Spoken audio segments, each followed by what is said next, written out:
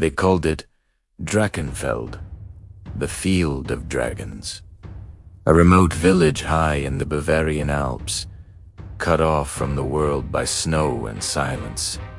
No one knows exactly when it was built. There are no records before 1346, only a single parchment found in a monastery archive, signed by a man named Brother Conrad, who wrote, "The people here whisper to the wind, and sometimes it whispers back."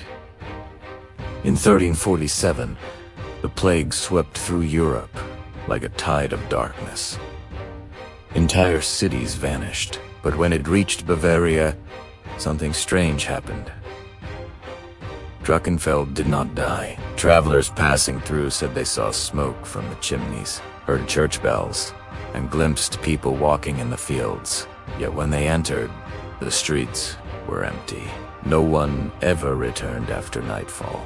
2 centuries later, in 1559, an inquisitor named Father Matthias Klempt arrived in the region. The church had long forbidden anyone from entering Drachenfeld, calling it Terra Exanimus, the land of the unliving. But Klempt was not a man who obeyed silence. He carried with him a secret letter from the Vatican, sealed with black wax, and orders to locate the source of the unholy disturbance that echoes in the mountains. The locals begged him not to go. They said, "When the wind blows from the valley, you hear the dead call your name." But Matthias entered anyway, with only his lantern, his crucifix, and his faith. What he found was not ruin, but preservation. The houses were intact. The candles still burned in windows. Bread sat on tables as if it had just been baked. A clock ticked in the mayor's house, but not a single soul stirred. The entire village was frozen, locked in a moment of time. As he explored further, he entered the church, a small stone building crowned with a wooden spire. Inside, he found pews covered in dust and a single open book on the altar. The pages were blackened, but one line remained legible. "Through death, we listen. Through silence, we speak." Below the altar was a hatch. Beneath it, stairs led down into the dark.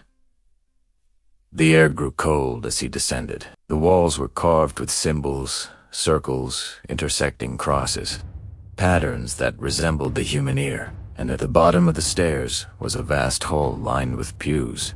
Hundreds of figures sat there, the villagers, all perfectly preserved. They were upright, eyes open, mouths slightly parted, as though listening to something no living ear could hear. In the center of the hall stood an iron machine. It was unlike anything Matthias had ever seen, a great wheel of gears and bells, its surface engraved with Latin prayers and strange diagrams. Chains hung from the ceiling, and in the heart of the machine was a chair, bound with copper wires and draped in what looked like human hair. A parchment lay on a podium beside it. It read, "The dead are not gone. They are unheard. We build the ear of God." At that moment, the air trembled, a low hum rising from the floor. The villagers' heads tilted in unison. Matthias staggered back as the great wheel began to turn on its own. Bells clanged softly, and voices, thousands of voices, filled the air. They whispered names, prayers, screams. The sound came from everywhere at once, as though the walls themselves spoke. And then one voice rose above all others. "Matthias," it said. He froze.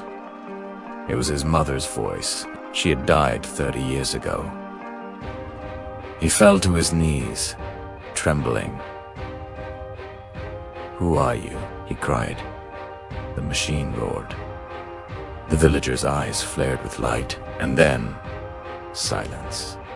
When done, the locals saw smoke rising from the valley.